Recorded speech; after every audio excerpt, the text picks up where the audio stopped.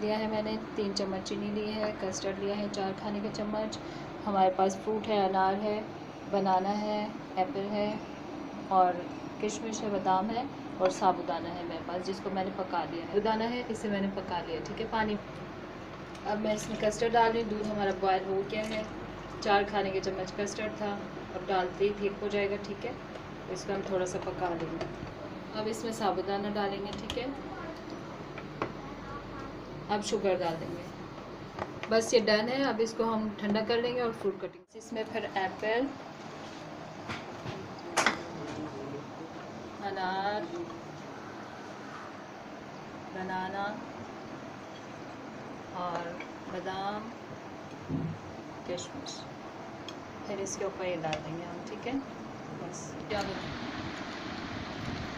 जी, तो ये हमारी डिश है। लाइक करें, मेरे चैनल को सब्सक्राइब करें, कमेंट्स करें।